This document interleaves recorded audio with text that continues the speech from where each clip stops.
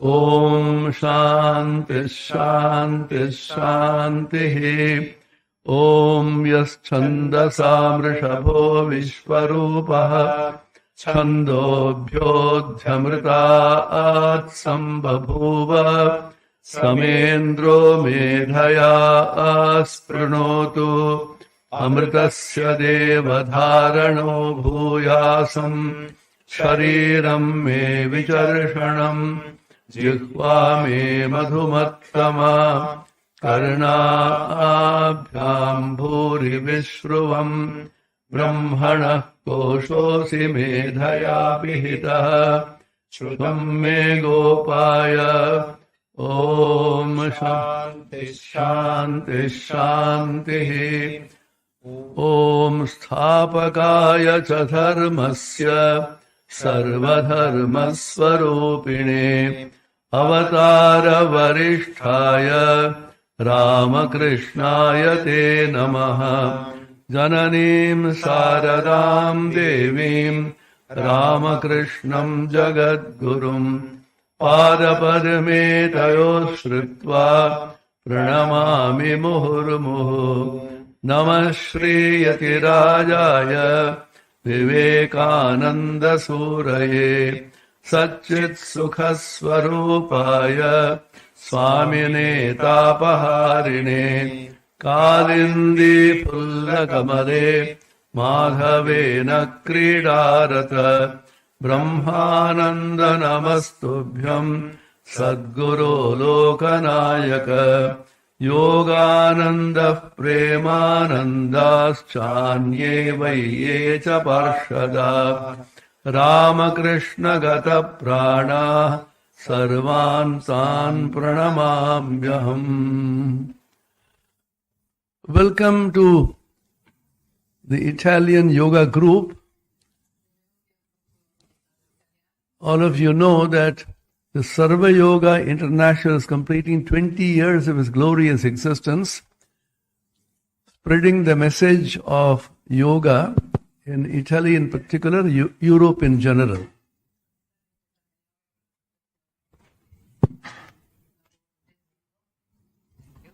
Per diffondere lo yoga tradizionale, specialmente in Italia ma anche in Europa.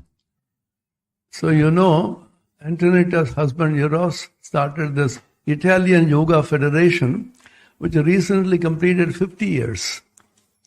And Sarva Yoga International is completing 20 years. Quindi abbiamo compiuto 50 anni della Federazione Italiana Yoga con Eros presidente e Sarva Yoga 20 anni. I had the fortune to be associated with both of them for nearly 15, 16 years now. Lui dice che ha avuto la fortuna di essere associato con noi. We have the chance and the honor to be associated with you. E con noi da diversi anni, una quindicina, 20 anni circa. Every time she visits Belur Math, Pujya Swami Bhajanananda Ji Maharaj meets all of you and then gives his words of wisdom. And he is so happy that all of you are so devoted to yoga, serious about spiritual practices. E ogni volta che sono venuta con gruppi, Swami, Puja Swami Bhajanananda Maharaj ha sempre fatto un intervento speciale ed è molto contento del fatto che ci siamo così tanti e numerosi devoti alla causa dello yoga con sincerità. Of course, last time when you came, he was slightly younger. L'ultima volta che siamo venuti ovviamente era più giovane anche lui. Now he is only 91 years young. E ora è giovane di 91 anni. So he has kindly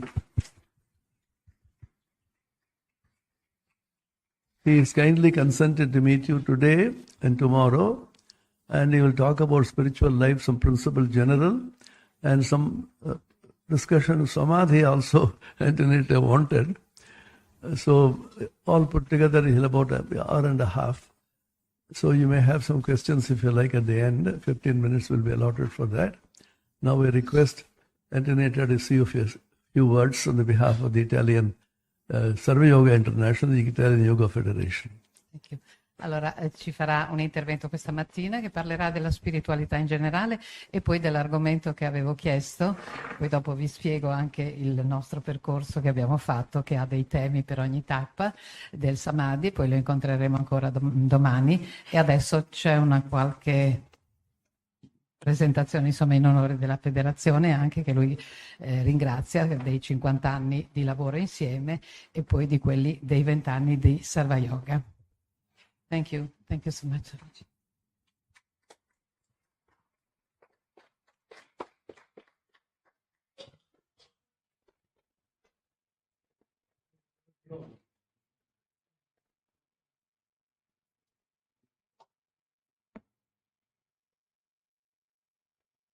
Ho dimenticato di dire se ci sono poi domande in modo molto ordinato e sintetico, alla fine magari le possiamo fare. Se è un po' affaticato magari gliela risparmiamo anche, vero?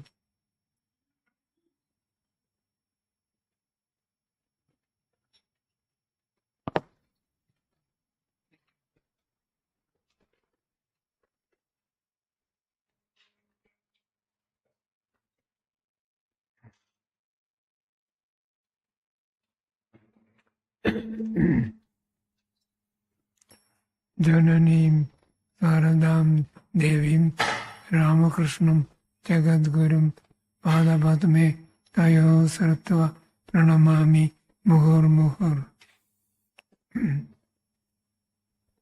I'm very glad, first of all, my respectful regards to our Atma Priyananda ji and also to his name I forget. Anthony. No, here.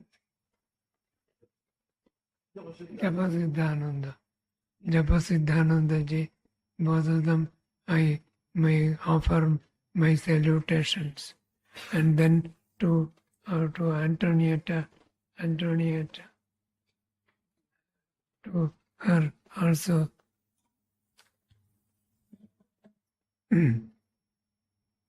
So one thing I want to tell, as most of you are Catholics, and I can share several things about Christian mysticism with them, with all of you.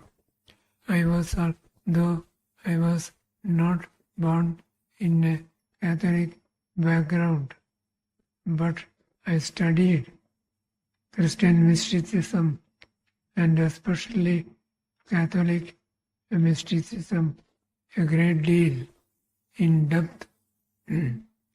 So I have many things to share with you. The first thing about Christian saints is many of them you will see if you read their lives, you can see they underwent a great conversion and after some kind of illness. In the same way, I too exchanged. At the age of 16, I exchanged health with spirituality. So I will begin today since all of you are Christians, I will today begin with Christian spiritual experience, Catholic spiritual experience, one of the best books on Christian spirituality is The Graces of Interior Prayer by Paulin, by the French author Paulin. Graces of Interior Prayer, that I forget the original French title, I forget now. Graces of Interior Prayer by Father Paulin. In that book, he speaks of 4 kinds of spiritual experience. What are the four kinds. The first one is visio imaginativa, that is vision, imaginative vision. That does not mean it is imaginary, but imaginative vision, that is a vision gained by the infusion of divine grace interiorly, inside. It is not gained through external sense organs. That is meant by what is meant by visio imaginativa, imaginative vision, that some of you might have had kind of vision, this imaginative vision, that is a vision that is gained without the help of external organs. It is purely what is called infused grace. God infuses this vision in our minds. So if we pray, my case, I followed more or less a Christian way of prayer. So I prayed, and at last, by the grace of Thakur Sri Ramakrishna, I think I got finally a kind of inner awakening by the God's grace. So this began with an imaginative vision. That is the first type of experience one can have. And secondly,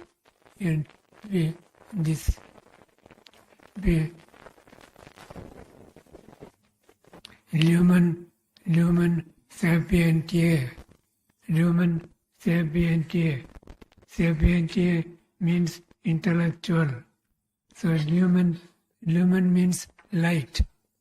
Lumen sapientiae, a divine light that is gained without any external organs. The kind of inner light we see, that is, we identify this inner light with our Atman. Atman, within all of us, there is the Atman or the Self, our real nature, according to Vedanta, is neither the body nor the mind, but the Atma. The India or Hinduism is perhaps the only religion which holds that the real self of man's real soul, is different from mind. In all the schools, even in Catholic belief, the soul is identified with the mind. There must be a kind of substratum for the soul to exist. Whereas Vedanta holds, Vedanta, Sankhya and Yoga, Patanjali's Yoga, all these hold that there is no need for a substratum. The soul exists by itself. So that as a kind of inner light. All the other schools, they regard that soul or consciousness needs a kind of substratum, a basis for the soul to exist. But Vedanta holds that no substratum or basis is necessary. The Atman or the Self the soul exists by itself. And that what when you say the Atma or the soul, that what it means is that our real nature is of his pure consciousness. Consciousness is not something sitting or based on a substratum. Consciousness itself exists by itself. Consciousness, this is difficult to believe. How can consciousness exist by itself, you may ask. But this is the Indian belief from Sankhya, Yoga, Vedanta, all these schools. They all accept that consciousness exists by itself. Our real nature is pure consciousness. Consciousness is not something produced by the mind, but consciousness exists by itself.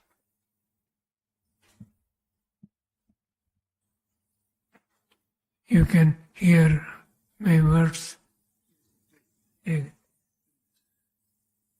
I'm sorry, my voice is very, very low. Yes. Thank you. I'm glad to know that I can at least hear my words.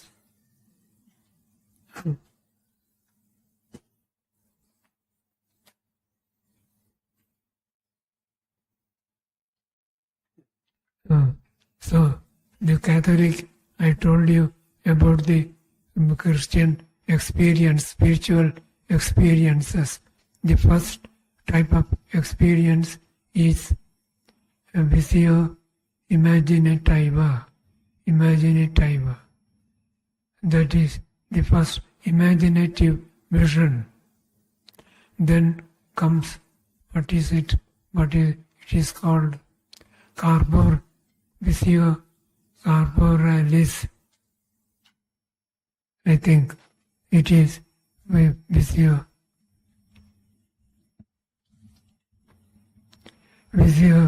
corporalis. That is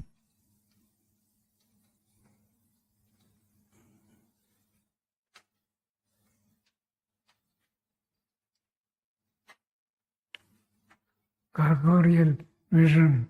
Corporeal vision means you see the physical form body itself. The physical form. This you will find in several Christian mystics had. In Hinduism, this is very rare. If you study the life of Sri Ramakrishna, you will find there was a devotee of Sri Ramakrishna by name Gopaler Ma. Gopaler Ma means the mother of Gopal. Mother of Gopal. She used to see Sri Krishna in physical form.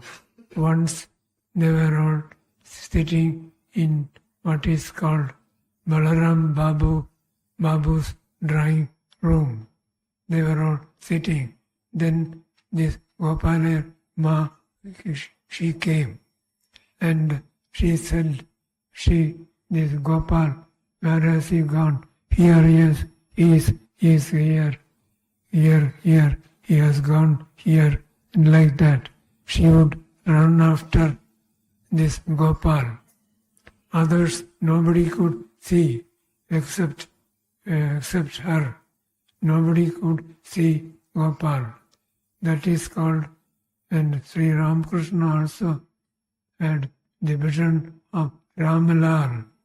Ramlal, when you used to take bath, then this boy Ram used to appear to him, and nobody else could see. That is called corporeal vision. Corporeal vision means the physical form. You see the physical form not with your ordinary eyes, human eyes, but it is a transcendental experience. It is an experience in which you see the physical form. Our Saint Sienna, what is her name? Saint Sienna. Saint,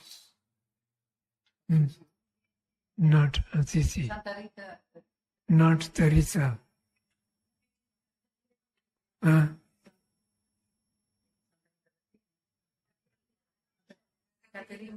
Catherine, yes. Saint Catherine of Siena. She used to have this corporeal vision, that is Christ in the physical form. That is called corporeal vision or visio corporealis. Then the third type of experience is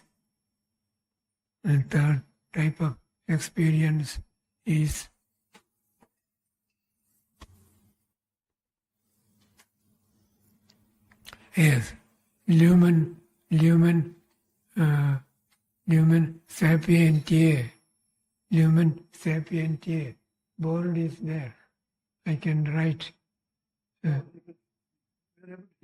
here. Lumen sapientiae. Lumen means light. Sapientiae means wisdom or intelligence. So lumen sapientiae means you can call it intellectual vision. This is the immediate goal of mystical prayer. When you pray, you see the inner light. That inner light is the not ordinary light. Thakur Sri Ramakrishna used to say, when you see the inner light, it is the result of the awakening of the Kundalini power. So at that time he sees a strange new light, and he says, what is this? What is this? This is called inner, this is known as lumen sapientiae. And this is intellectual vision. Intellectual vision in English. It is known as intellectual vision. This is the immediate goal of mystical prayer. If you read the works of Saint Teresa and Saint John of the Cross and others, you will find mentioning this lumen sapientiae. Lumen sapientiae is light of inner wisdom. Light of wisdom. And that through that we understand many spiritual truths.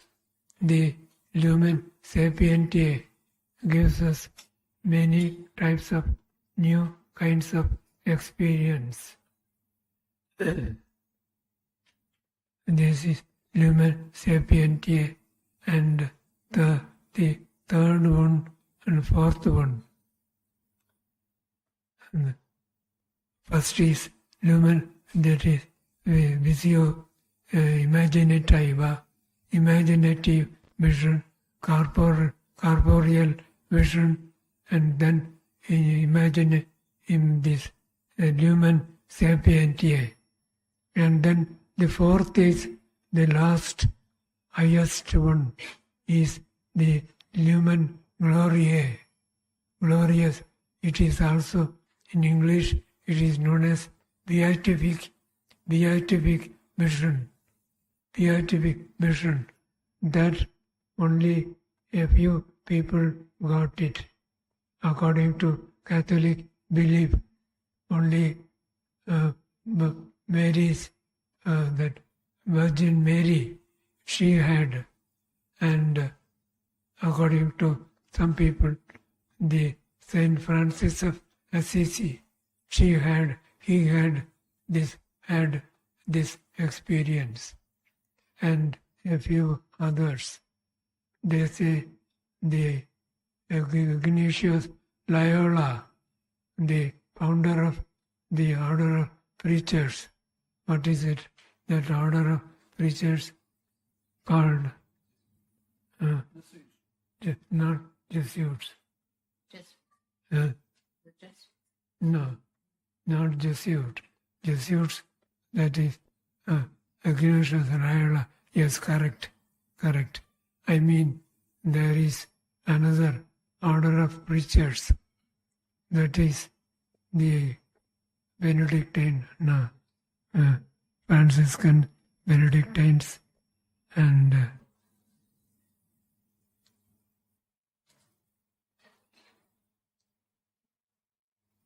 another great saint. I forget his name. Anyway, he also, his followers, they claim to that he too had about this. And in Eastern Church, to which I think most of you belong, the Eastern Church, but there is what is called, they believe that spiritual experiences take place through the darkness. In Advaita Vedanta, we hold that ignorance or ajnana, ignorance. It is through ignorance that we see Brahman. Shankara was very much against the visions gained in the positive way. That is through the, what is it called? Upasana. Upasana, according to Upasana, means meditation on a form, any kind of form, spiritual form. Through Upasana, you cannot realize Brahman, because in Upasana there is the kind of distinctions between the dhyata, that is the meditator, the object of meditation, and the meditation kriya, or the work of meditation. These 4 are there. No, three are there. So with that, in Advaita experience is free from these distinctions. You see, you become one with Brahman. So this is not possible as long as you have got the distinctions in your mind, such as the knower, the known, object known, and the knowing process. These 3 are divided of that. This is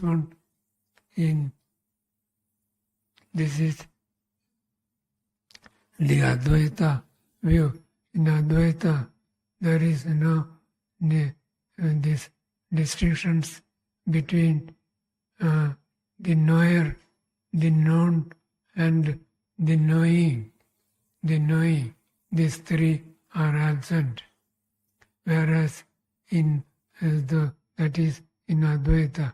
In all forms of dualistic experience, there is the knower, the known, the object known, and the knowing process. So that is these three are present in ordinary experiences. So Shankara rejects these experiences, even lumen sapientiae and all that he rejects.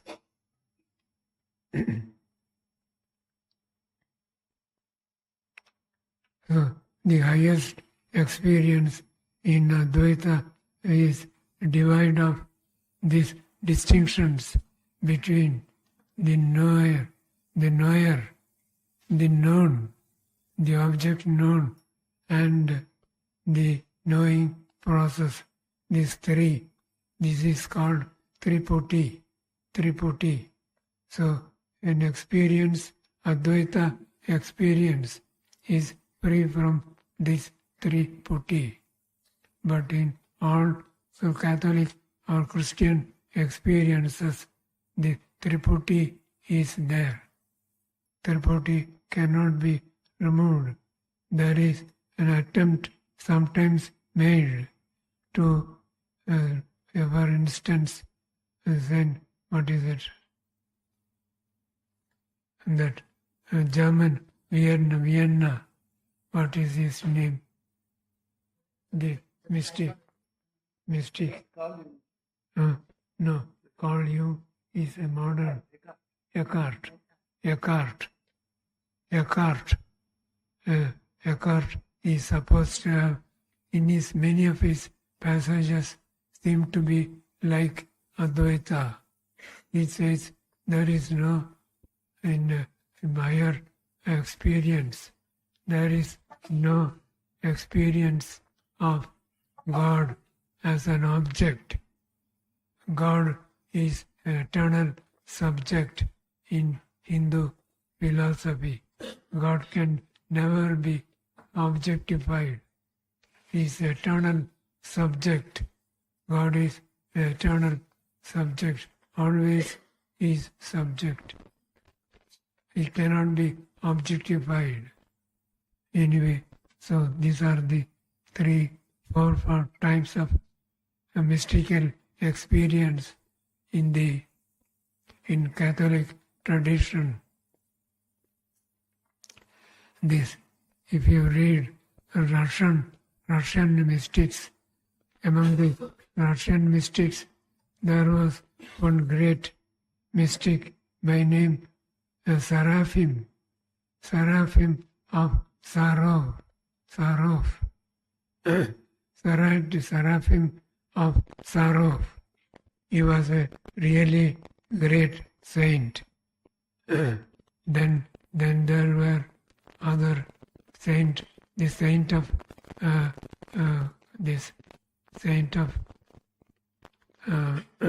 Moscow, saint of Moscow. I forget his name nowadays. I can't remember words. The words I forget easily. So this another name saint was there, who is known as the patron saint of Moscow. He and they all belong to the Eastern Church. This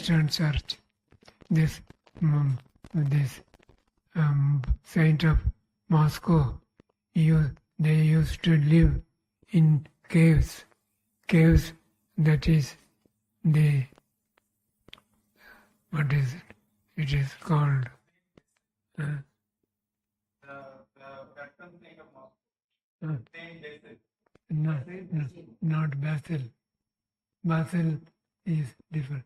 Patron saint of Moscow. The Basil, the full contract. Sometimes Basil also is regarded as, but there is another saint of Moscow. I forget the name.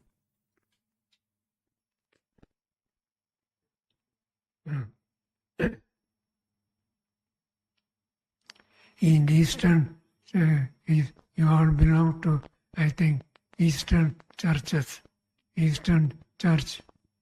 In the painting, everything, there's our Antoinetta. She gave me a picture of Mother Madonna, the typical picture of Mother, that is typical of Eastern Church.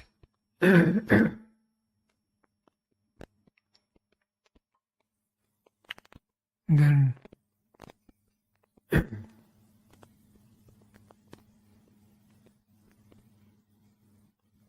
so there are 4 kinds of spiritual experience, and then now I come to my Gurudev.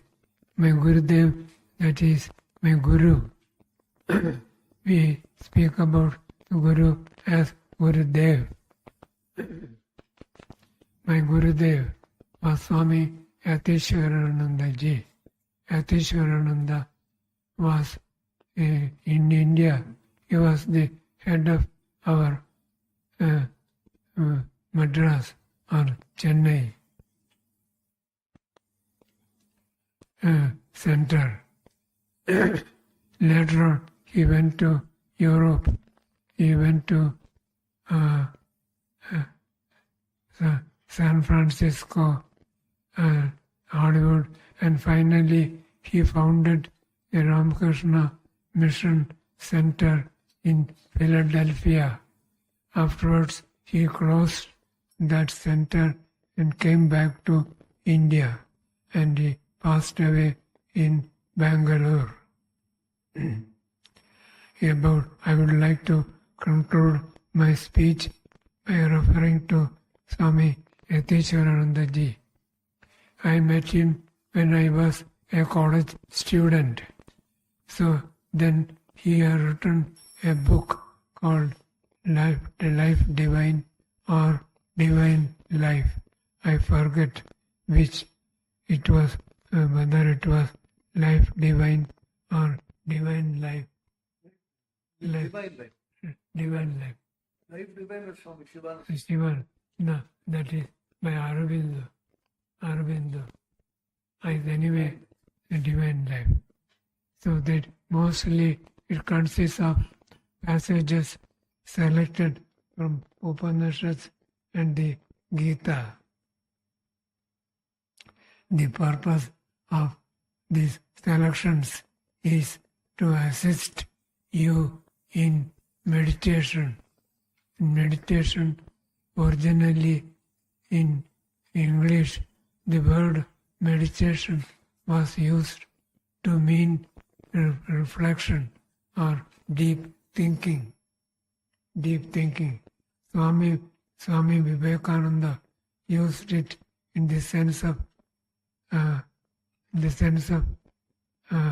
meditation, that is dhyan.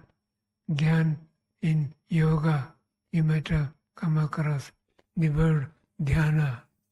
Dhyan in yoga. So Swami Vivekananda used the word meditation, dhyan. Dhyan is translated into English as meditation. Why? Because the correct translation of dhyan in English is contemplation. Contemplation is mystical experience and very difficult to pronounce. So Swamiji used the word meditation. Now everywhere meditation has become popular to mean dhyan. Dhyan is used to meditate. So Manan was the originally used to be translated as meditation. The meditations of Marcus Aurelius, you might have some of you might have read. It is a really wonderful book. One of the last Roman emperors was Marcus Aurelius. Marcus Aurelius, he has written a book called The Meditations of Marcus Aurelius. Their meditation means not dhyana, but reflection or thinking. So, manan means not meditation, though it is known as meditation. Manan means actually reflection or just thinking deeply. How to do manan? Unfortunately, the tradition of manan is disappearing. Those who study Advaita, the Advaita sadhana, there is practically no sadhana in Advaita. Whatever sadhana is there comes under 3 disciplines: Sravana, Manana, Nididhyasana. Sravan, Manan, Nididhyasan. So this first is Sravan, that is hearing. It is not merely hearing. In once upon a time in India, there were no books. From the teacher, the knowledge was transmitted to the student by orally, by book, by word of mouth. He used to chant and the others would listen. That is why chanting, even now, the Vedas are generally chanted, rarely written down, chanted. So this chanting is known as Sravan. Sravan does not mean merely chanting, but chanting knowing the meaning. So Sravan includes what is generally known as reflection also. So chanting means that is Sravan, hearing. Hearing does not mean only hear listening. You listen with understanding. You listen and along simultaneously. You also think about the meaning. That is called Sravan. According to in Advaita, there are 3 schools in Advaita. What are the 3 schools? First is 4 schools. Vartika school, Vivarana school, and then Bhamati school. These are 3 schools in Advaita Vedanta. First comes the Vartika school. Vartika school derives the name from the Sureshwara Acharya. Sureshwara Acharya, he wrote a commentary on Bhajanananda Upanishad. From that he wrote a Tika. Tika means a glass. Tika on Bhajanananda Upanishad.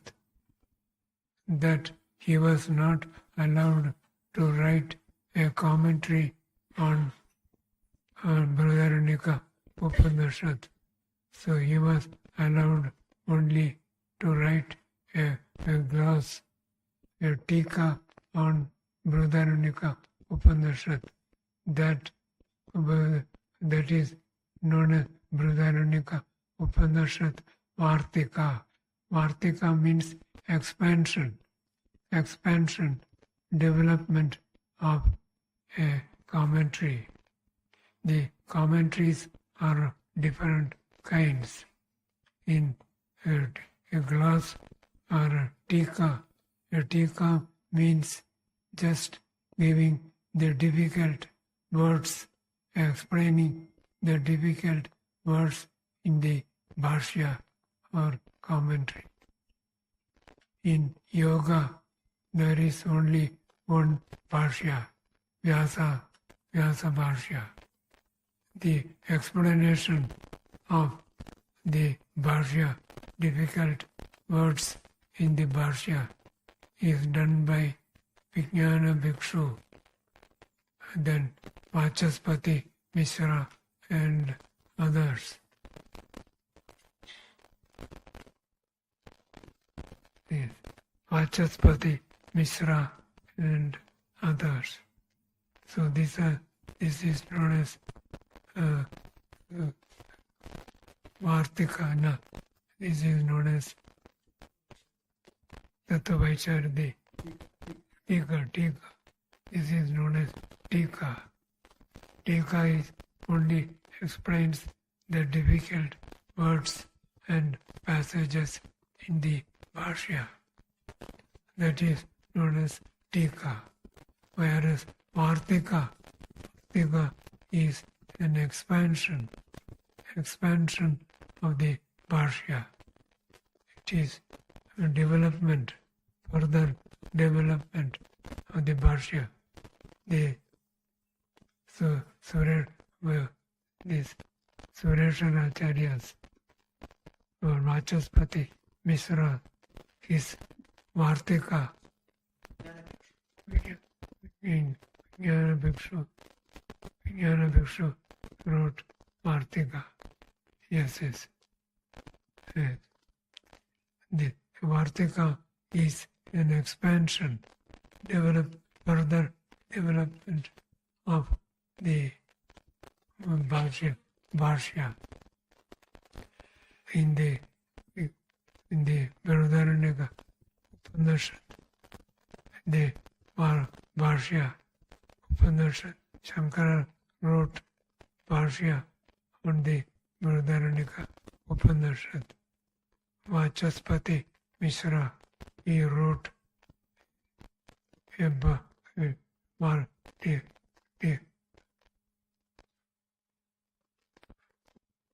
Tika, not Tika. Vartika. Tika. Bhamati, that is Bhamati is, there is another Tika, not Tika. Vivarana. Yes. Vivarana. Panchapad, that is another. Panchapadika.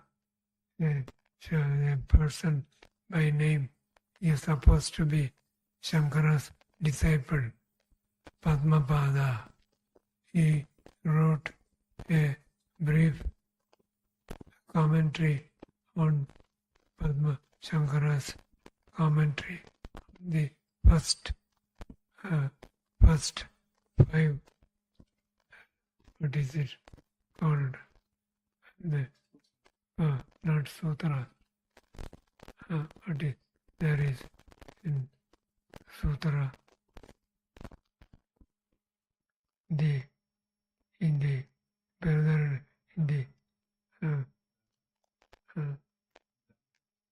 no, not Brahmana. Adhyayan. What is it called? Pada. Yes, Pada. So, Panchapadika, he wrote on the commentary, expanded only the first 5 padas. That is Vachaspati, Padmapada wrote, expanded the Shankara's commentary on the first 5 padas. The commentaries are divided in different ways. That is another subject So the Padmapada, he expanded Shankara's, that is called Vivarana. Vivarana means expansion. He expanded Shankara's commentary on Bhajanananda Upanishad that consists the Upadgata. Upadgata or the introduction, which is known as Upadgata in Sanskrit, that itself contains 13,000 verses. Then after writing this 13,000 verses, Vachaspati, not Vachaspati, Padmapada, the Vivarana author, he says we have this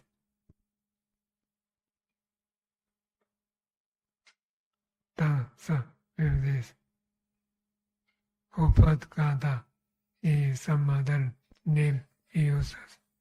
That Maharnava ocean we have crossed, he says, just by after writing the Upadgata or introduction. So you can imagine the other main part of it is only introduction. Introduction, after writing that, he writes, we have crossed the vast ocean of Bhajanananda, Artika, something like that. I forget. So, my Gurudev he told me to do Manan. How to do Manan? Generally, people study Sarva. Sarva is all right. Sarva, that is when you read a book or when somebody chants. For instance, Bhajanananda chanted the Upanishad. What is that? Yes, Chandasam. Yes, Chandasam Rishabho Vishwarupaha. Yes, Chandasam. Chandas means here Vedas. From the Veda came out the Yes, Chandasam Rishabha. Rishabha is the Svata. The meaning, the Om, according to Indian thought, Om and God exists in all of us. In the beginning was the Word. In the St. John's Gospel says, in the beginning was the Word. The Word was God. The Word was with God, and the Word was God.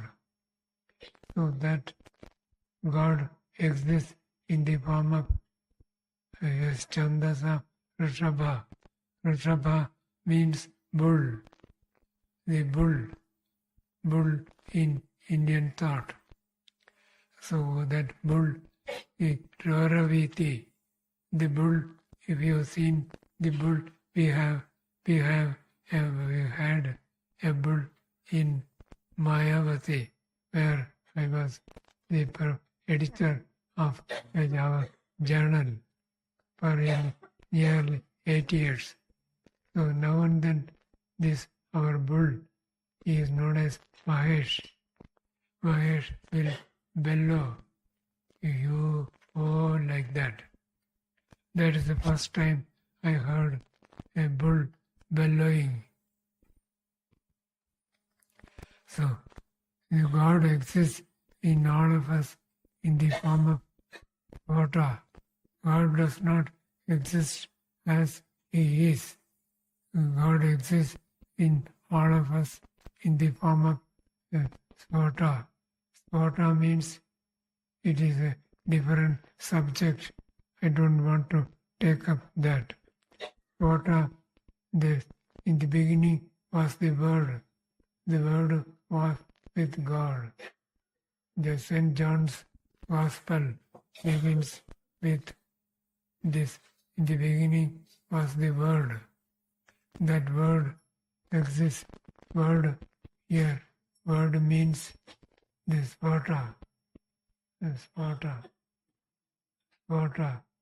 Vata refers to the word Om. Om. Yes, Chandasam Rishabho Vishwarupaha Chando Pyo Tyamrita Sambhabhova. So God exists in all of us in the form of unspoken word.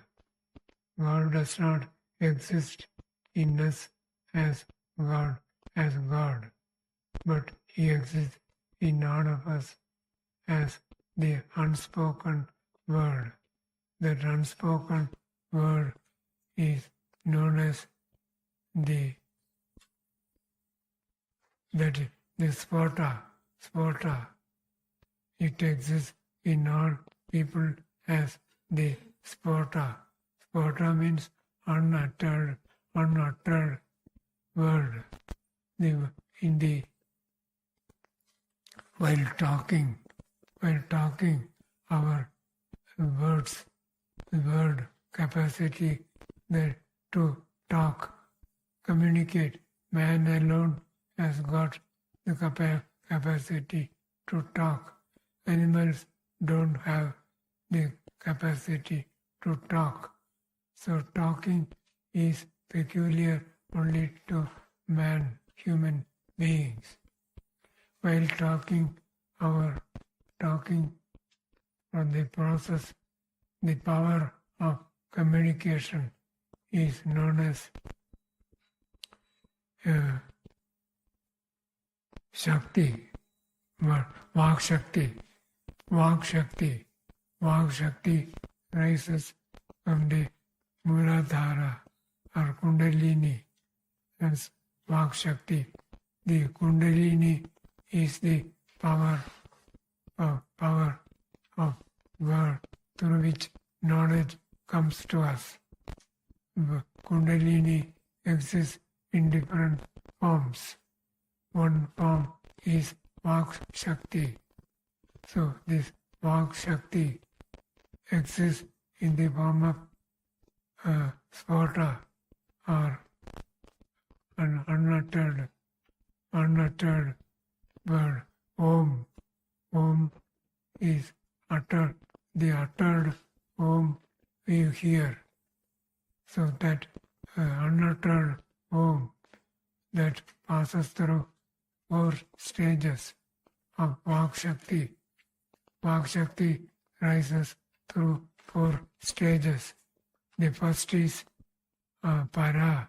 The Para is the bottommost, the Muladhara or Kundalini, where the Vak Shakti is stored.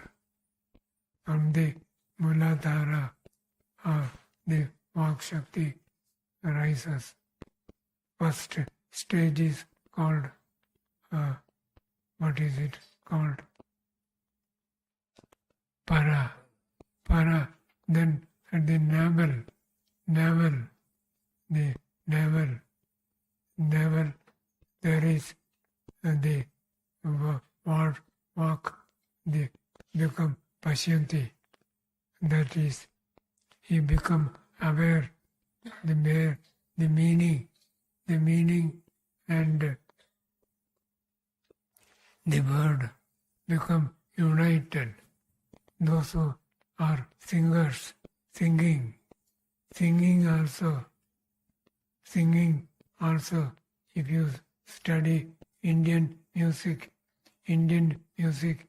consists of so many melodies. Indian music is monophonic, whereas Western music is polyphonic. Polyphonic means point, counterpoint. One song, it is a combination of different melodies. In Indians, for most of the Indians, Western music they cannot understand. Why? Because in the same tune you find another tune coming, point and counterpoint. Whereas in Western music is polyphonic. So they don't like Indian music. Indian music appears to be monotonous. Same tune. It is just they are compared to the howling of jackals. howling of jackals, Indian music, because there is only one tune, whereas Western tune is our, what is this? Beethoven.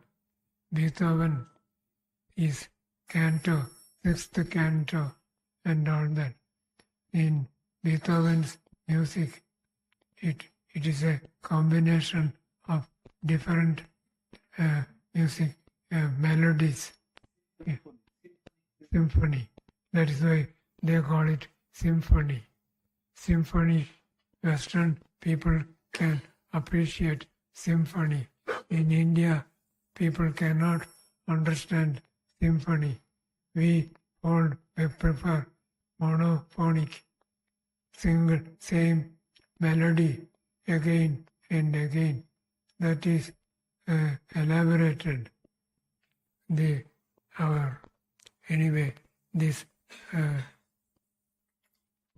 division of music into different ragas. Ragas are melodies. Takes place in the navel, that is known as the Pashyanti place. There was one great musician by name Bade Ghulam Ali Khan. Bade Ghulam Ali Khan. He will take 15 minutes to start singing. He will take 15 minutes to start singing. 15 minutes he will be doing like this. And he wanted to get established in the Manipuraka chakra. Manipuraka chakra. You know, the 6 chakras are there. So Manipuraka is the chakra center where the tune gets combined with the words and other things also take place. Anyway, Manipuraka is an important center. The Japanese they believe that the soul is in the Manipuraka chakra. When Hindus believe that it is in the Anahata chakra, in the heart. Whereas the Japanese believe in the soul is in the Manipuraka chakra. So that is why they called, what is it called? Harakiri. They cut open their stomach. That is where the Manipuraka chakra, the soul is liberated. That is the Japanese view. In the Indian view, the soul is in the Anahata chakra. Anyway, Yateswaranandaji Maharaj, he compiled those passages from the Upanishads and wrote that book, Divine Life. And he asked me to use that book. I didn't know at that time what to do with this book. Anyway, that is how I got introduced into the scriptures. Hindu scriptures, Upanishads, Gita, and all that, I never heard, read it. It is only from my Gurudev's selection. He has selected passages from the Upanishads and the Gita and compiled this book. And he asked me to read and meditate. They are meant for meditation. Sravana and Manana for Manana. Manana very rarely is done. Very rarely is done. Whereas in Catholic Church, Manana is more commonly done. They call it Lectio Divina. Lectio Divina. Lectio Divina means divine reading. That is, in Catholic Church, a nun or a monk is given 3 books. One is the Bible, that is, they call it Psalter. Another contains mostly Psalms and other passages, that is known as the breviary. So, breviary is meant to be chanted in the church or in the chapel. The church, private monastic church is called chapel. The public church is called church. Private rich man or monastic members, they don't like householders, devotees coming to the church. So monks have got a separate church. That is called the chapel. So in the chapel, they have to chant this breviary. That at other times in their rooms, private, in their rooms, the monks and nuns, they chant mostly the breviary and with meditation. That is, they do manan at that time. That is called Lectio Divina, divine reading. All monks and their Christianity also has got what we call dhyana or meditation. Meditation is there in Christianity also, but they don't call it meditation. Meditation in Christianity is equivalent to manan. Manan is what they call meditation. Then Sarvan, Manan, Nididhyasan. Nididhyasan is a higher type of dhyana. Dhyan, that is something you have to learn from the Guru, from your Guru, or from your own. You can learn it yourself, but at a great cost. So, Sravan, Manan, Nididhyasan. Nididhyasana is something you have to practice. You have to learn either from the Guru. The Guru teaches the Nididhyasana.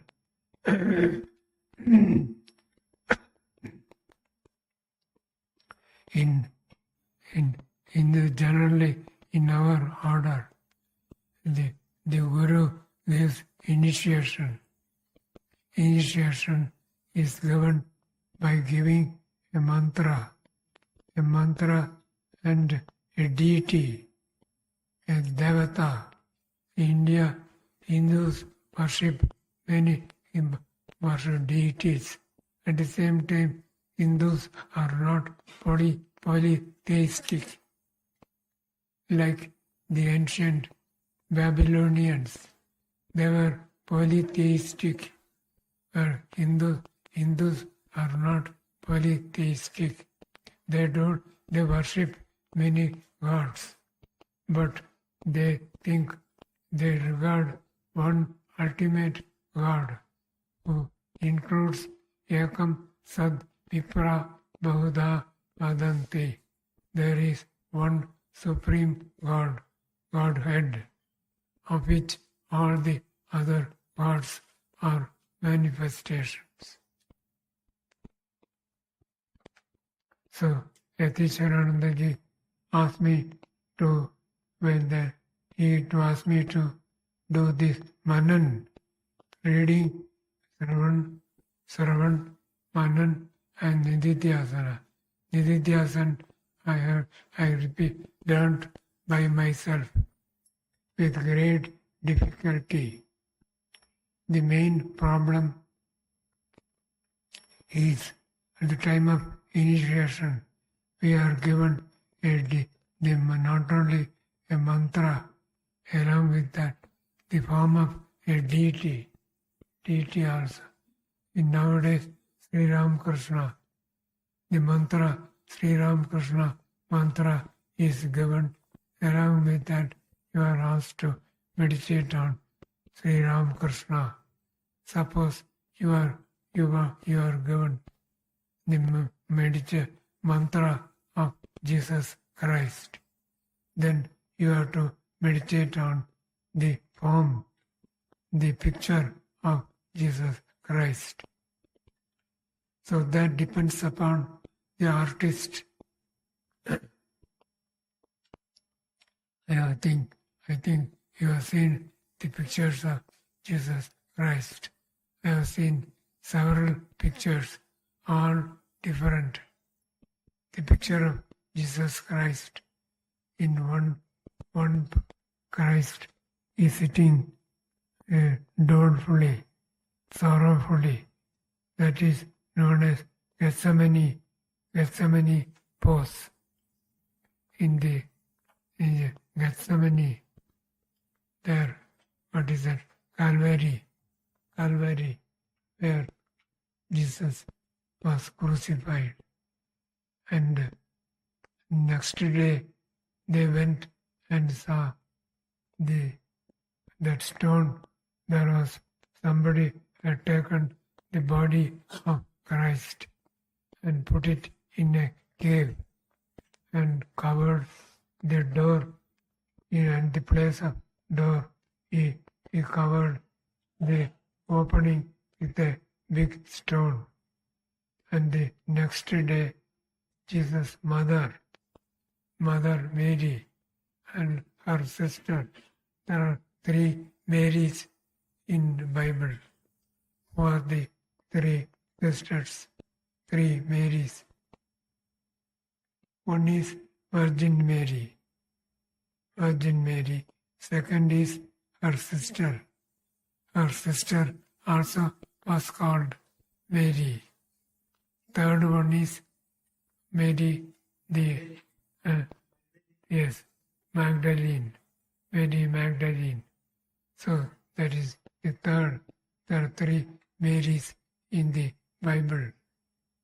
Anyway, so Maharaj Yaticharananda ji, in the book Divine Life, there he has given 4 laws of spiritual life.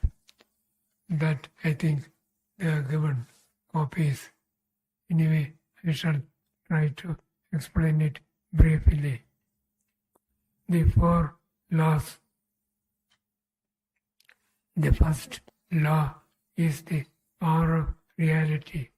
That is, whatever you take to be real, if you take this world to be real, then you can't do meditation on higher type of meditation. Your mind will automatically go towards the world. The world has got such a power. Reality has such a power that will draw all our attention. We rarely think about the power of reality. The power of reality. Reality, whatever we take to be real, has got tremendous power. It will attract all our attention. However much you try to practice japa, meditation and all that, the mind will go towards the real world. The world, and the God will become real only when you get a kind of spiritual awakening, when you come into contact with a real reality, transcendental reality, that is a reality beyond the sense organs. That reality, unless you it comes as a kind of awakening through divine grace. Through divine grace, we try to meditate and try to bring down God through our yogic power. That can never be done. We need divine grace, the divine assistance. What exactly grace is very little known in Hinduism, whereas in Christianity, grace is an important subject. In grace, they speak of different types of grace, prevenient grace and grace. What is it? There are different types of grace. In Hinduism, grace is neglected. As a result, there are no quarrels. If you study history of Christian theology, most of the controversies are about divine grace. So they are about which, whereas our acharyas, Shankara, Ramanuja, they ignored divine grace. They assumed there is such a thing called grace. Similarly, karma, you'll find everywhere karma is assumed, but nowhere you will find a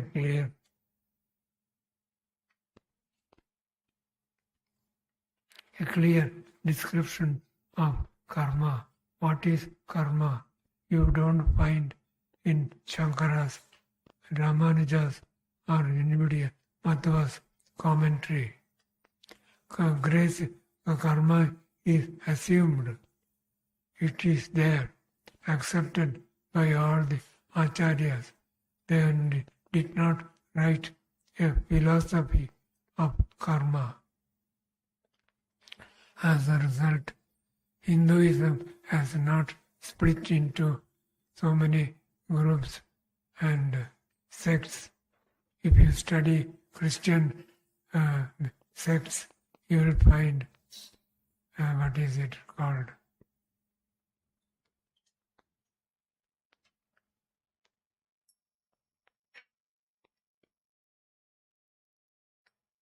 Monophysitism, and second is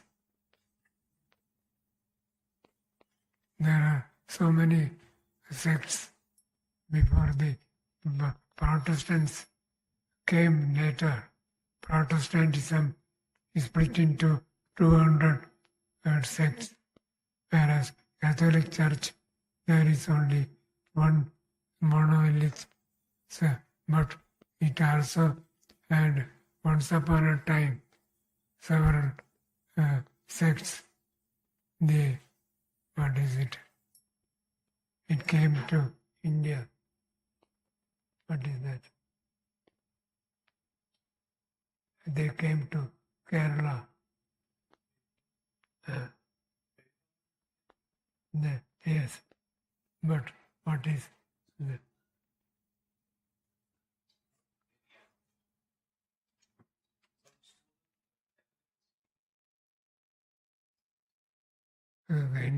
they went to China and India.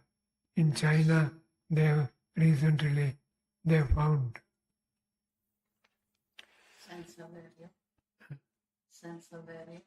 no, not Sansevieria. Methodist, that is Protestant. Catholic Church itself, before when it originated, at that time, they said that a bishop of Alexandria, he started beloved.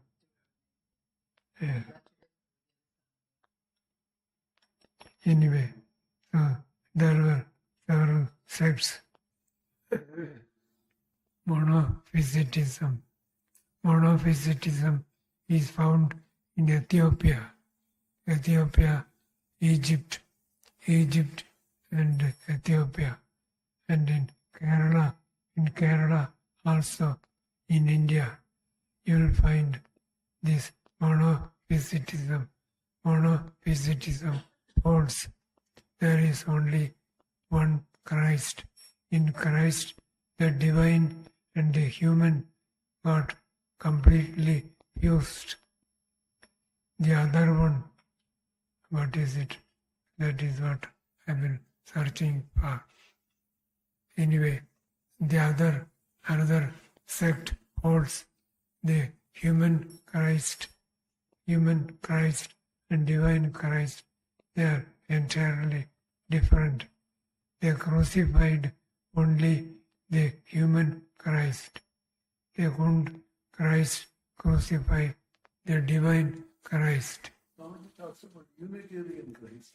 The Unitarian came, it is a part of Protestant. The Gnostic. Before the Gnostics, there was, yes. Anyway, the first is the power of reality. Whatever we take to be real absorbs our whole mind. So if you want to know about transcendental reality, that is, transcendental means atindriya, beyond the sense organs. So the transcendental reality, if you want to have a glimpse, you must undergo a kind of awakening, spiritual awakening, samadhi. There comes, there samadhi comes. Samadhi comes there. So that is, unless you get a samadhi, you can't know the other world, other reality, God's reality. That is God's real nature. If you want to know, we must undergo some kind of awakening. Patanjali's Yoga Sutras are mainly meant to help in the attainment of awakening. That is Patanjali's Yoga. Anyway, Satyashanji used to speak about 4 laws. First is the law of the power of reality. Reality has such a power that it draws our whole attention. So, as long as you regard the world as real, you can't go up. Your mind will go towards the world only. Whatever you try, however you try, you study Patanjali's yoga or Christian mysticism. Whatever you study, you can't go beyond this world. You can go beyond this world only when you get some kind of transcendental experience. So then the law of self-reference, this is an important law which many people forget. Our visa, the first law says the law of reality. Whatever we take to be real will draw all our attention. The second law states that this our reality, our understanding of reality depends upon our understanding of ourselves. Especially girls. The girls, they play with dolls. Boys play with football and games. When they grow older, they lose interest. Girls lose interest in dolls. I remember my sister, my small sister, she had a doll, a small doll. And without, I didn't know she had taken it to be her own daughter or child. So without asking her, I took the doll and hung it in the car. So she felt so deeply hurt, as if her child had been taken away. The children, so they make in Japan, they think they regard girls, regard dolls as living. They don't throw away their dolls when they grow older. They preserve it. So that is, but anyway, after some time, we throw away dolls and playthings, and we run after God, like us. God, we become mad after God. One boy used to come to us. He was studying in the school. I told him, you complete at least the first class in the college. That is called 11th standard. Generally, colleges, schools, you start to end after 10th standard. 10th. So I told the boy, you complete at least 11th standard. But he wanted to realize God immediately. So he joined the order. He is still there. So this is the law of self-reference. Our understanding of reality depends upon our understanding of ourselves. A small boy, child, he cannot cross the road. A mother has to take him across the street, across the road. He can't see, look this side and that side. The cars are coming and he cannot calculate the approximate distance the car will take. So you can't cross the road. Somebody has to hold the pipe and take him across the road. So that depends upon our understanding of ourselves. As you grow, your understanding also of yourself also grows. Fichte was a German philosopher who spoke about, he developed self-philosophy. Fichte, a German philosopher. Fichte, he gave a feast, Bandara. We call it Bandara in India. He gave a Bandara to the students, and his son uttered the word I. Take for instance a boy by name John. Nobody calls him I. Everybody calls him John. So the boy also says, John wants this, John wants this, John wants that.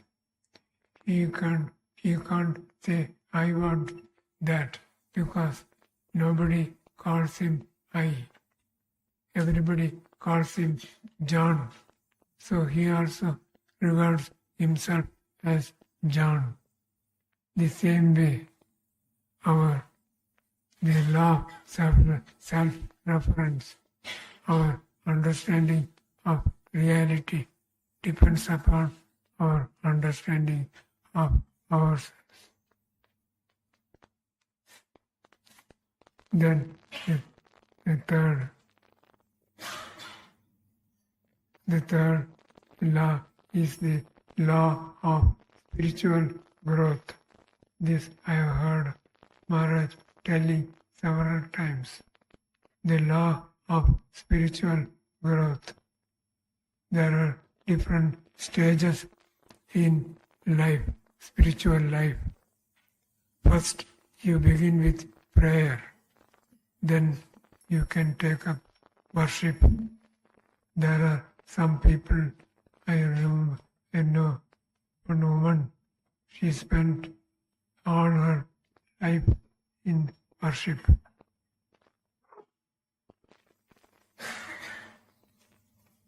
So, different stages in growth. In Patanjali, you will see different stages are there. First is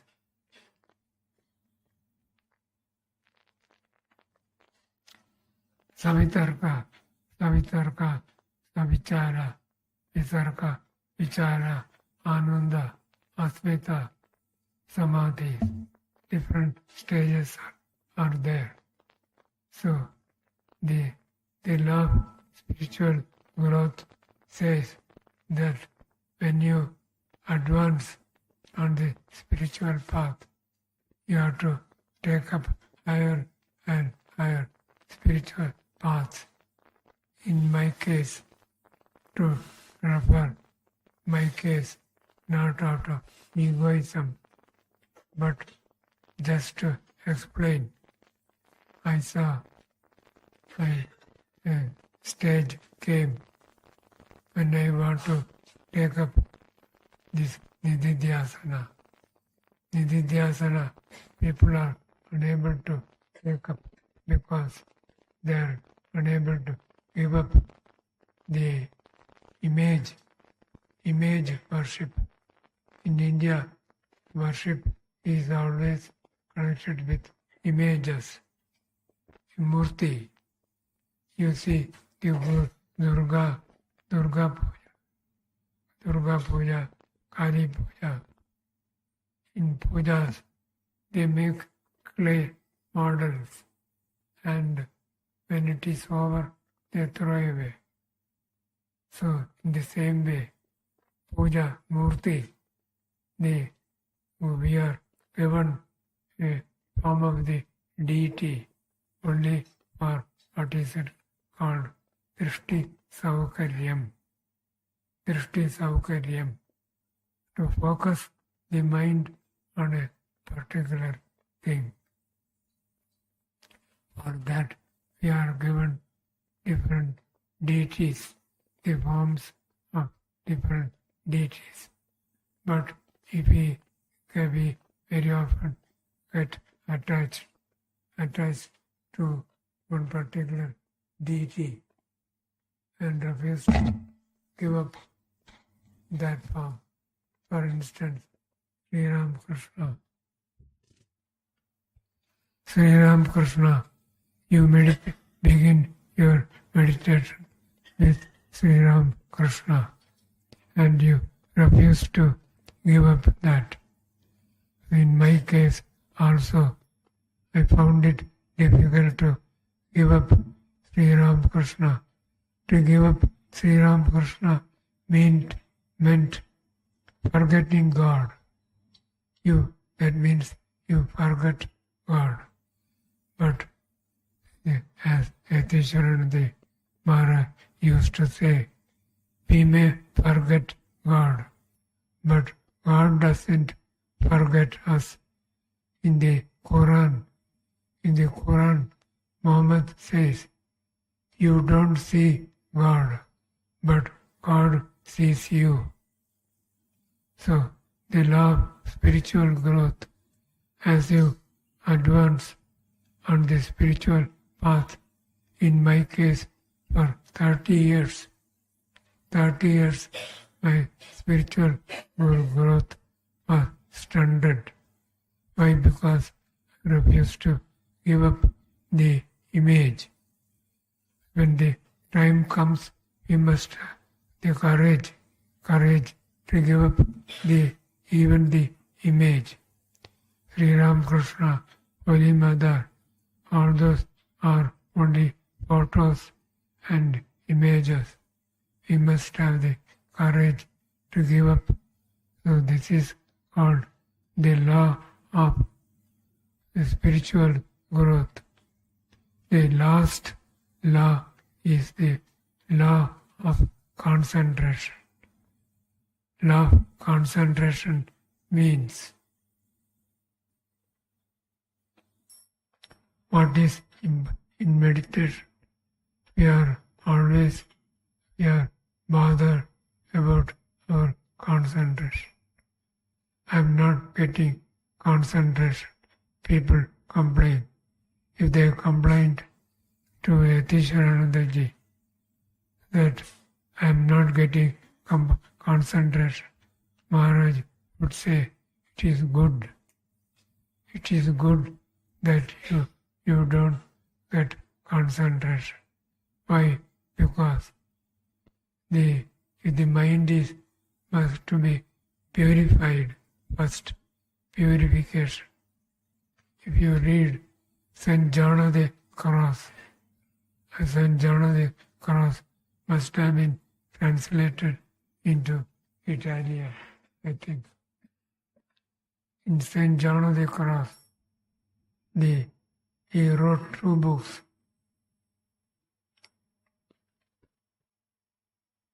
The Ascent of Mount Carmel, and the other one is Dark Night of the Soul. In the Dark Night of the Soul, he speaks about different stages. And Saint Teresa, in her book, also speaks about different stages. You must grow according to this. In Christianity, they don't use a precise language. In Sanskrit is a precise language. So that's why in yoga definite terms, samprajnata, asamprajnata, samadhi, and samadhi, dhyana, and different stages or different names, but in Christianity they don't have. So Teresa, for instance, Saint Teresa of Avila, there are two Teresas. One is a French Teresa, that is Teresa of Lisieux. The other one is Teresa of Avila, Teresa of Avila. So in the Teresa of Avila speaks about, she divides prayer into two groups, active and passive. I think most of the Christians themselves never heard this division. First of all, prayer is divided into two stages, active and passive. Active stage is the stage when you struggle to get the mind concentrated. Passive, that she calls it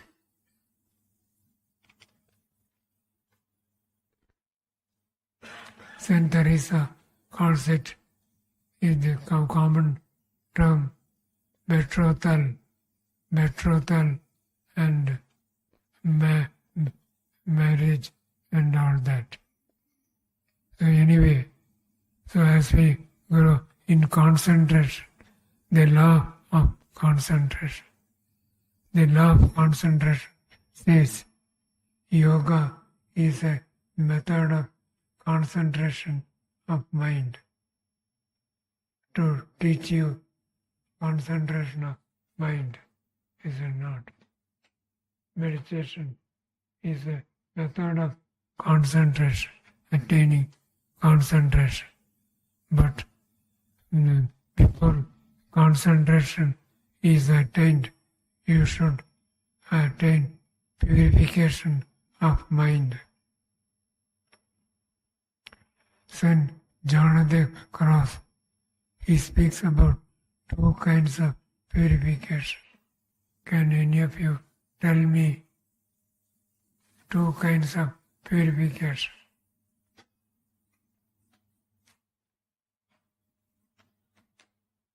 Saint John of the Cross used to speak of two kinds of purification. One is stula, that is gross purification, and the other is sukshma or subtle purification. Anyway, without attaining purity, if you concentrate the mind will be concentrated on impure thoughts. Such a mind will become, as Maharaj used to say, will become like a bombshell, and it will burst and may destroy the person himself. I have heard Yaticharanji telling this several times. He used to say, first you attain purification and then concentration. Otherwise, if you try to attain concentration of mind, that is what many people do. They try to attain concentration or ekagrata. Ekagrata, if you attain without purification, then the mind will get concentrated on impure thoughts, impure part of the mind. Such a mind which is not purified, which gets concentrated on an impure part of the mind, will become, as Maharaj says, like a bomb shell, and it will burst. And nowadays, bomb shell is replaced by grenade. By in the formerly they used to trench warfare. They throw grenade into the trench. So these are the 4 laws of concentration. The first is the law of reality. Reality power has got a power to draw our mind. The second is the law of self-reference. Our understanding of reality depends upon our understanding of ourselves. The doll, children play with dolls and play things. When they grow older, they give up. Why? Because their understanding of themselves have grown. I told you about Fichte. Fichte, the German philosopher, he developed the philosophy of the self. Fichte, he gave a bandara to his friends when his son uttered the word I, because John, for instance, a boy's name is John. Everybody addresses him, calls him John. Nobody calls him I.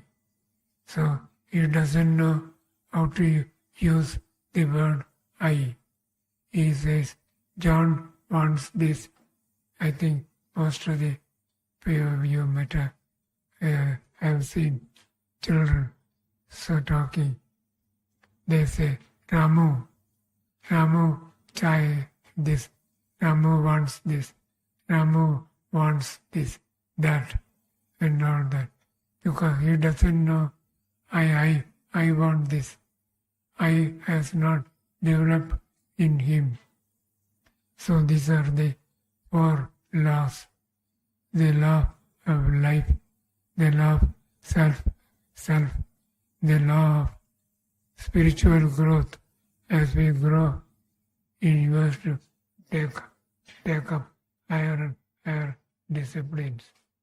In the Christian spirituality, these clear stages are marked. If you have got this book, there must be in the Italian also. I have got with me English, the different stages in progress. According you have to, if you study yoga, Patanjali's yoga is a wonderful book. But few people understand the real meaning of the terms. Yes.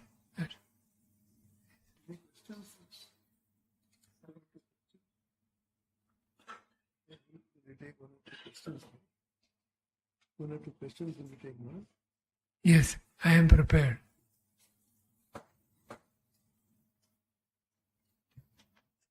Some serious questions about spiritual life and sadhana in general, not theoretical questions, about what was being spoken about. You can translate. Yeah. If there are 1 or 2 questions, Maharaj is willing to answer.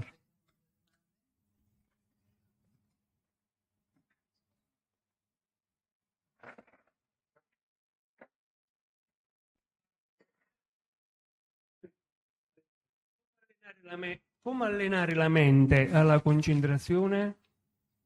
La seconda, possiamo dire che la concentrazione è un'attenzione continua totale? La terza, ci sono degli esercizi... Sorry. Come allenare la mente? No, la terza, ci sono degli esercizi precisi per allenare la mente alla concentrazione? Grazie.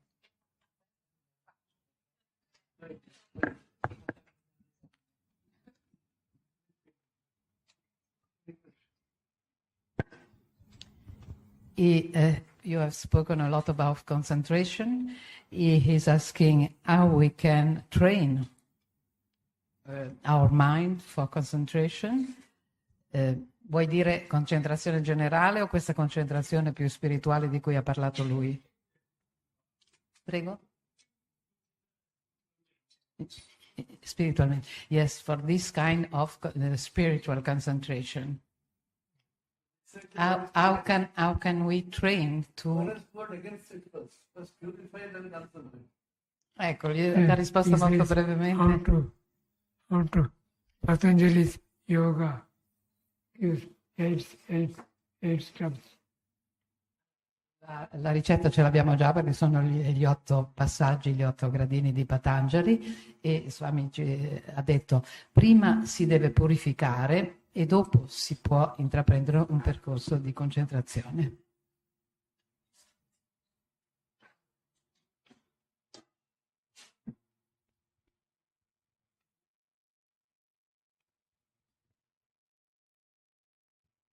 Actually, in the 4th law is mentioned, before you go for concentration, go for purification of the mind.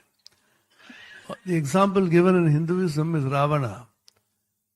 Ravana had so much of concentration, he great tapasvi, but he did not purify himself, that led him to disaster.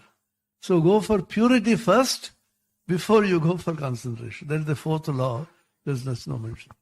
È la quarta legge che ha spiegato Swamiji, cioè prima bisogna, per attraversare il percorso di purificazione, ha fatto l'esempio di Ramana, che è nella mitologia indiana, e che non avrebbe potuto ottenere nessun risultato se non prima si fosse purificato.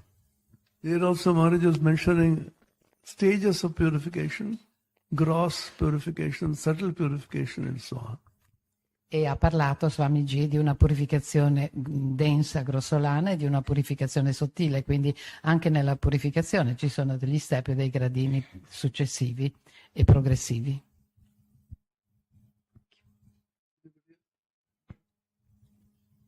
Anyone else? You just speak about para and pashanti. Could you also just complete the other two? Swamiji, please. Thank you so much.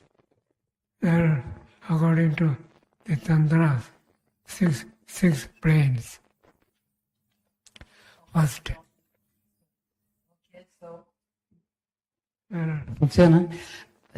Ci ha parlato dei livelli del suono, para e pashanti, si può completare. The first is Muladhara, Svadhisthana, Manipuraka. Manipuraka is in the navel. Then Anahata is in the heart. Anahata. Then this one, Vishuddha, in the throat. And in the eyebrows, between eyebrows, that is Agya. That is between the eyebrows. And the Sahasrara, 1,000 petal, that is not a chakra. A chakra refers only to the human individual consciousness. The chakra, the Sahasrara, 1,000 petaled lotus at the head. That is where the individual self and the Supreme Self, they become one. So this is not regarded as a chakra. There are only six chakras. A chakra is a point where the human and the divine meet. When you grow in there are what are called apart from chakras, there are what are called granthis. Granthis and chakras. Chakras and granthi.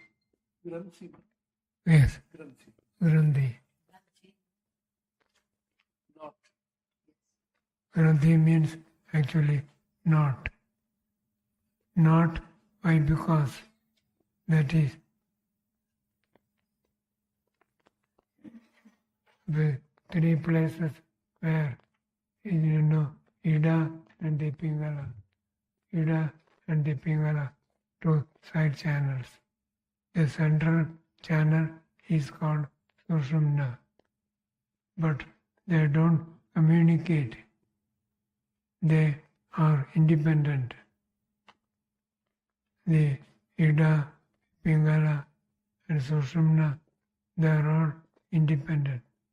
They communicate in three places. Those three places are called knots.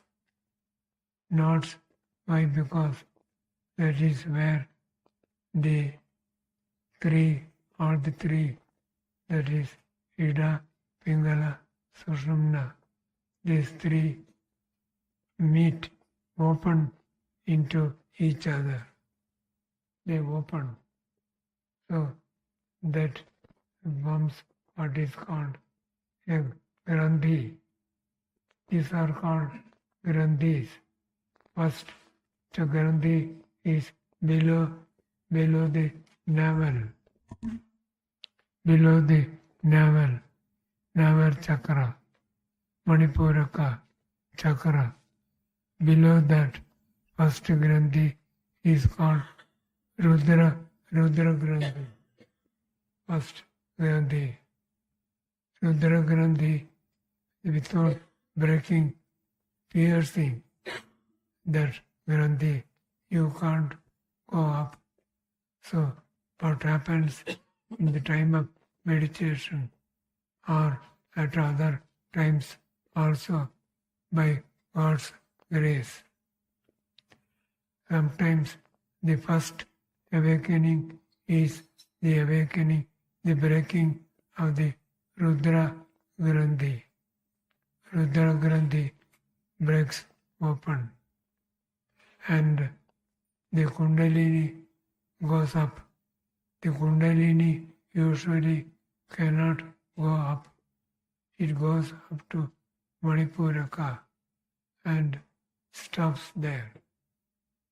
The first Kundalini moves only during the first three chakras, Manipuraka, Swadhisthana, Manipuraka, and Swadhisthana, Muladhara, Swadhisthana, Manipuraka, these three chakras.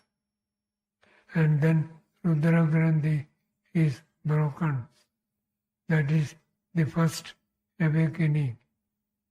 Then a person gets sees the inner light in the next chakra. That is the Anahata chakra. So Anahata, before you get entry into Anahata, you have to break open the Rudra Nadi, Rudra knot.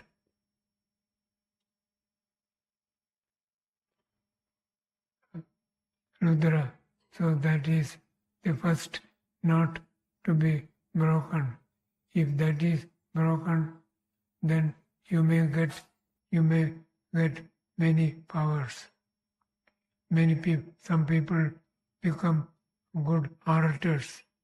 They can talk, and thousands of people will hang upon their words. Or you may become good writer, or you become a dancer, a good dancer, or any such thing, any singer, any special quality that comes to us, that is all because the Rudra Granthi you have broken. It is all the result of the awakening of the Kundalini power. And the Kundalini power, first when it awakens, you get various other physical powers.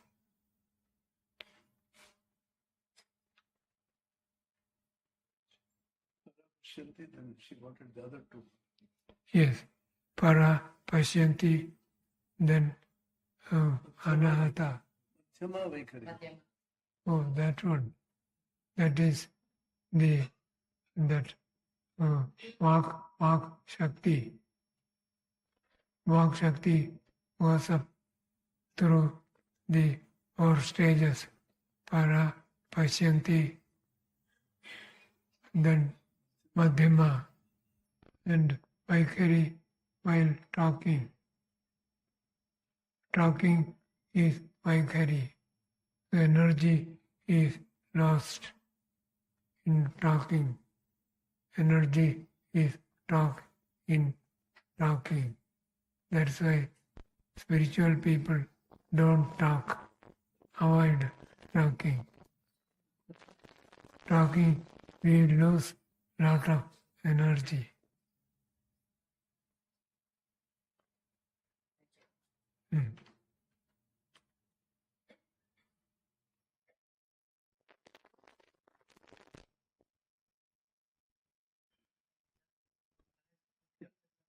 Yes, yes. I will quickly summarize in simple Italian. Velocemente quello che gli avevo chiesto di completare il percorso del suono che aveva iniziato, quindi ha parlato poi ha introdotto un altro concetto molto interessante. Per riassumere, i 3 stati sono quelli che ha citato, più Madhyama che è quello intermedio dove viene formulato il pensiero, e Vaikari è l'energia che viene trasformata in parola concreta, quindi in comunicazione.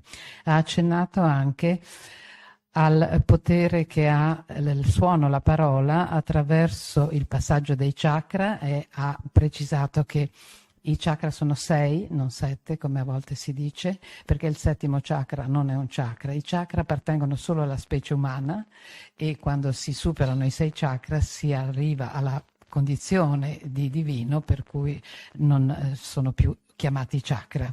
Ha parlato anche in maniera interessante delle nadi che costituiscono il corpo pranico, che conosciamo, Ida, Pingala e Sushumna, e queste 3 nadi normalmente sono indipendenti, funzionano ognuno per conto loro nella condizione ordinaria.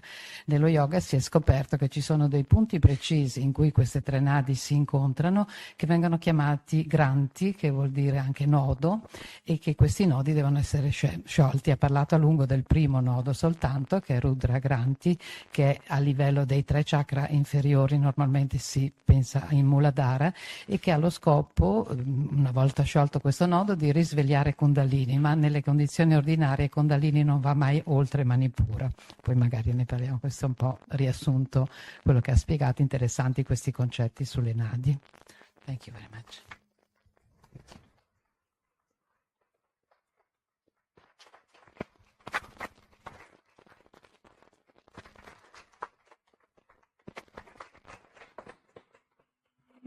We had a very fruitful, wonderful session with Revered Maharaj in the morning. So tomorrow, once again at 9:30, we will begin, and we will talk about a different subject tomorrow. The whole thing will be spiritual orientation. According to your necessity, you can ask a few questions if you like. And the afternoon program is around 3:30. You now have your lunch and rest for some time. 3:30, some of our employees will take you for a round of Belur Mutt. See all the temples, the history of these temples, etc. There is one place called Neelambar Mukherjee's garden house that used to be the old Mutt before it was shifted to Belur Mutt. It's a very sacred place where Sharda Devi, the Holy Mother, she performed what is known as Pancha Tappa, 5 fires. 4 fires on 4 sides, and sun, blazing sun will be above. Whole day from sunrise to sunset, he performed tapasya. That was the place where Swami Vivekananda composed some of the Aratrika hymns. Aratrika means the whisper service in the evening, the stotras he composed there. So after having around 5 o'clock, I should go to the main temple. Arrangements have been made. For those who can't sit, about half a dozen chairs, I have told them. And those who can't sit can sit in the chair. You will attend the wonderful Aratrika, which Swami Vivekananda initiated, based largely in the Western model also, because collective singing of this kind was not known in Hinduism earlier. Only bhajans were known. So Swamiji introduced us with the organ, etc. It looked like a Christian choir kind of thing. So after attending the Aratrikam, you can meditate for some time there. You will not be allowed to go to other temples. There you can sit and meditate. 8 o'clock you come here, last time, for supper, dinner, and then go and rest. So this is for today. Again 9 o'clock, 9:15 you come here. We'll have the morning. And tomorrow afternoon, we have arranged a boat trip, or Antonita wanted a boat trip. So across the Ganges, you will have a boat trip. Go to Dakshineshwar, visit, and come back. That is the. And tomorrow in the evening at 8 o'clock, our very General Secretary, Swami Suviranandji, has kindly consented to meet all of you. So that's tomorrow's program. Day after tomorrow, morning after breakfast, I think she will take you back to wherever you are supposed to be going. That is the program for today and tomorrow. Thanks for your understanding, cooperation, and your eagerness with which you listen to Maharaj's talk.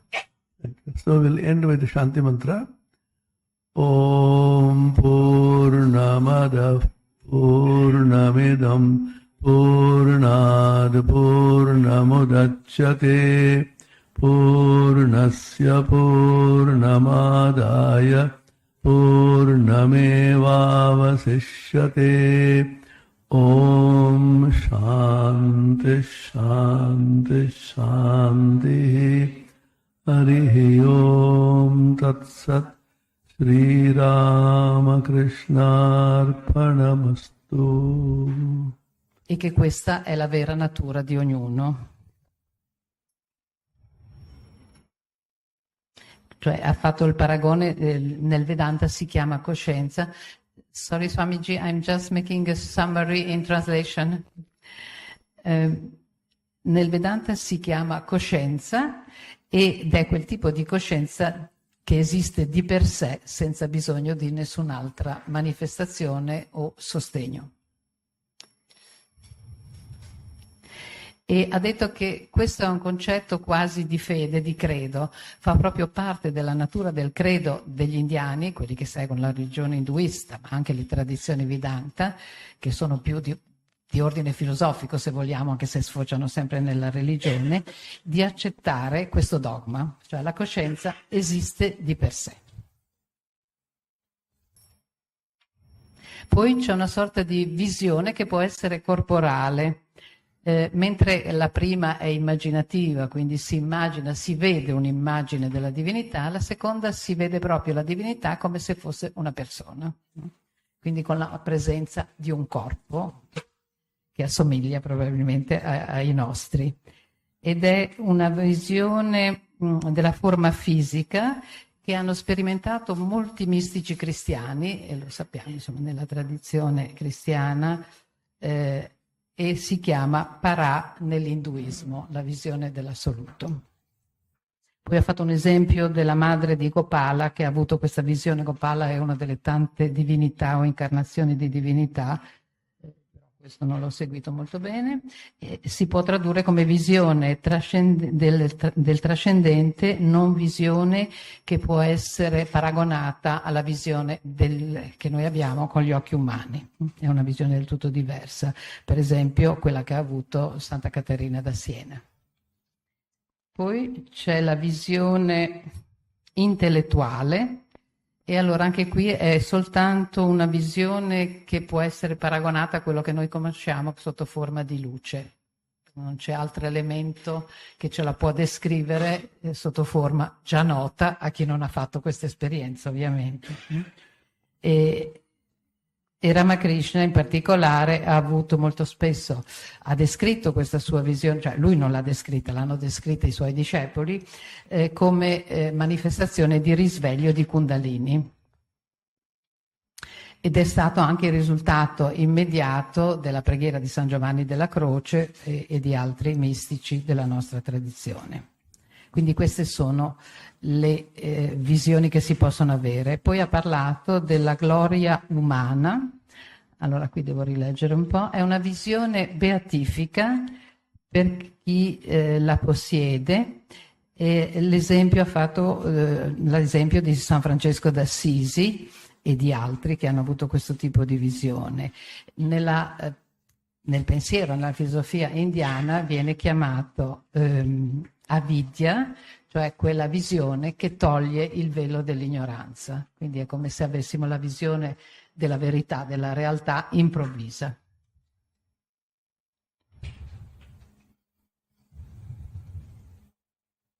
Non riesco a leggere cosa ho scritto.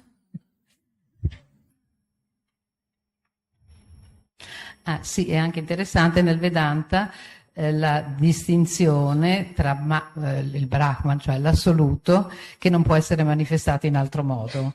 Allora, Dvaita vuol dire non duale, non c'è altro termine nel nostro linguaggio comprensibile che possa definire tale realtà, una realtà che non ha nulla se non unità, assoluto e tutto ciò che è assoluto e che non riguarda mai la dualità. Quindi l'Advaita è proprio questa filosofia della non dualità. Quando siamo nella dualità siamo nel mondo della manifestazione e non nel mondo del trascendente.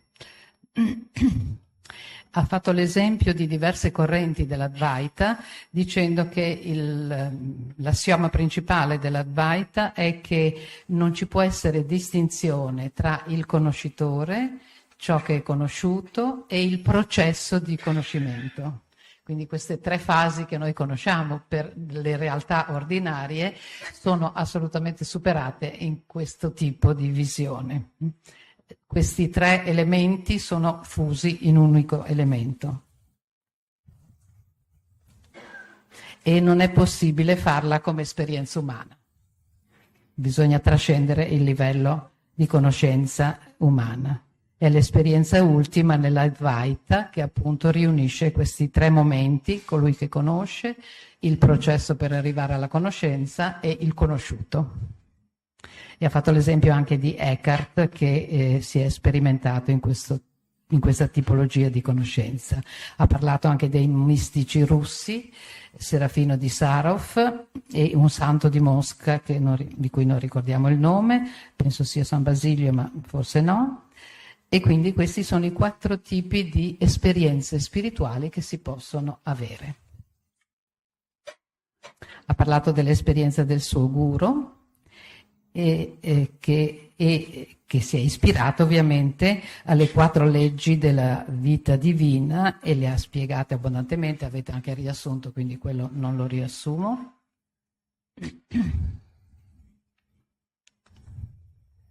Ha ripreso i 2 tipi di purificazione che anche San Giovanni della Croce ha sperimentato e citato, cioè una purificazione più grossolana degli elementi grossolani della vita e una purificazione anche del sottile, perché ci sono pericoli, ci sono intoppi, ci sono tranelli anche nella vita spirituale. Poi ha risposto alla domanda come allenare la mente. E gli ho chiesto di terminare nel concetto dei 3 parti del suono e quello ve l'ho già riassunto prima, insomma, quindi questi sono i concetti principali. Ho saltato la seconda pagina? Sì. Ho parlato della meditazione? No. Ho saltato una pagina, vabbè, la riprendiamo. Allora, parlando di meditazione,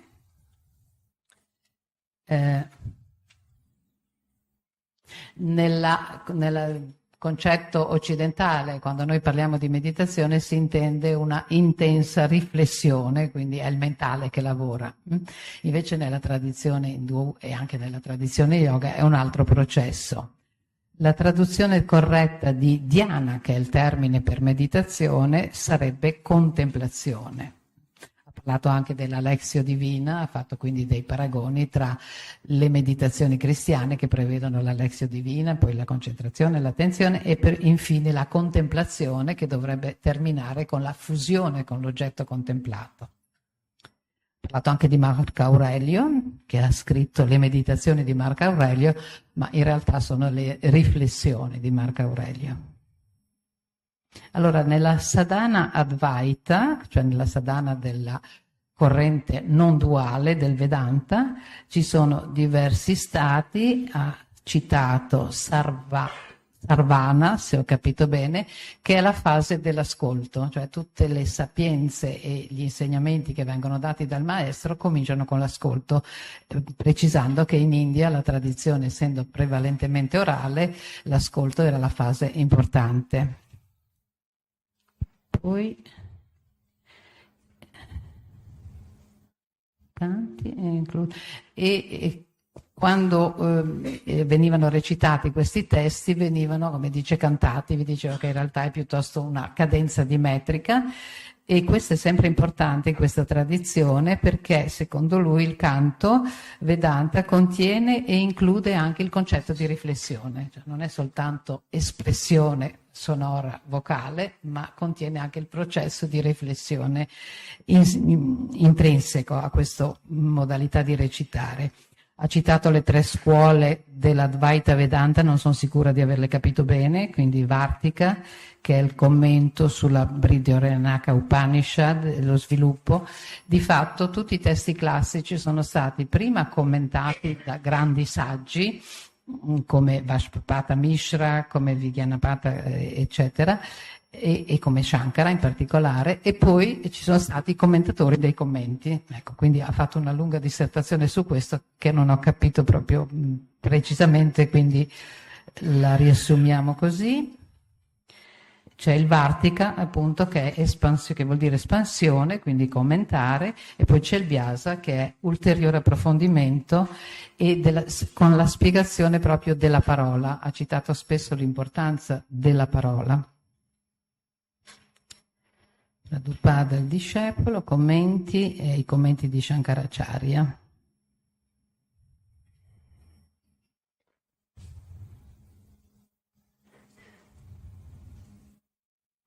Ha parlato del processo di mano a mano, che è un processo, come dire, di quasi rivoltare la mente e cominciare a rivoltare il pensiero, quindi in altre parole potrebbe essere decondizionare i pensieri già precostituiti e lasciare libero la forza del pensiero per una giusta interpretazione. Poi ha fatto una lunga dissertazione sul toro che non ho capito, quindi ve la salto, e citando però i versi del Vangelo di Giovanni: in principio era il verbo, e il verbo era presso Dio, e il verbo era Dio, che è molto simile, non l'ha citato, ma è molto simile a un passo del Veda, credo del Rig Veda, che dice esattamente le stesse cose con parole diverse.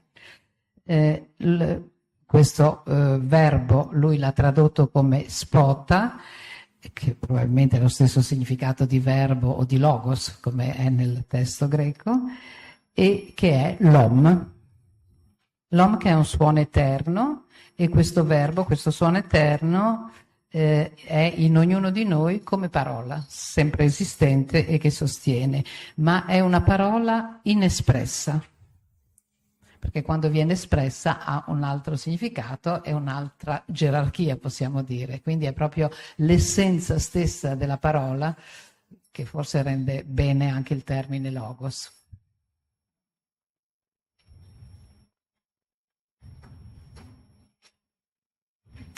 perché la parola è la specificità della specie umana ed è forse quello che più lo accomuna all'origine che è l'Om, secondo questa tradizione, che è un'origine sonora, quindi c'è una sorta di sacralità anche nella parola che distingue la specie umana da tutte le altre specie.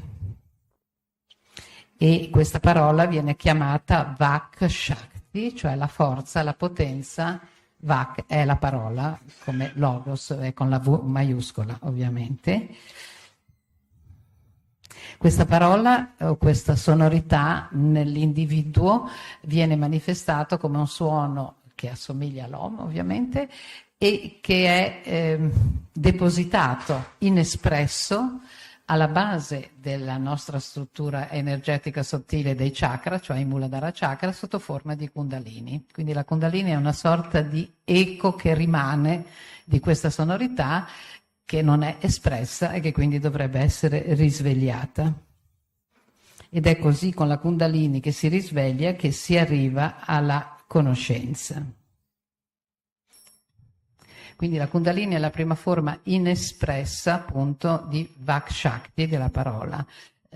Questa parola ha diversi passaggi che sono Para, che ha spiegato è l'assoluto, è così come l'abbiamo descritto fino adesso, Pashyanti, che ha detto essere situata al livello di Manipura Chakra, dove la coscienza del significato, dove si ha coscienza del significato della parola. Sarebbe una sorta di traduttore, potremmo dire, adesso sono di moda i traduttori automatici, bene, Manipura è un po' il traduttore anche di questo suono inespresso.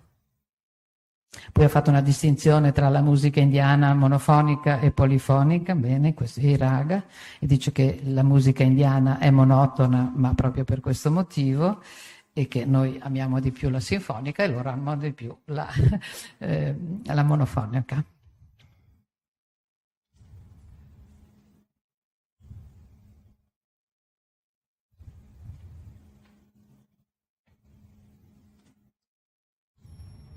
E che appunto Vivekananda chiedeva a tutti quanti i suoi discepoli di leggere e meditare, quindi praticare questo processo che ha chiamato Manomana e che ha paragonato alla Lectio Divina, cioè leggere ma anche meditare sul significato.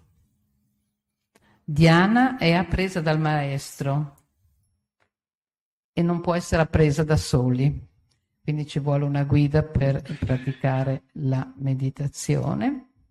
Ed è assegnato il processo di risveglio appunto della meditazione con un'iniziazione che viene fatta dal maestro, dove viene dato un mantra della divinità, ma anche l'immagine, cioè si viene definito la divinità alla quale riferirsi come meditazione. Ha precisato che l'induismo non è una religione politeista, anche se ci sono infinite varietà di divinità. È una religione monoteista, cioè crede nell'esistenza di una divinità suprema, unica.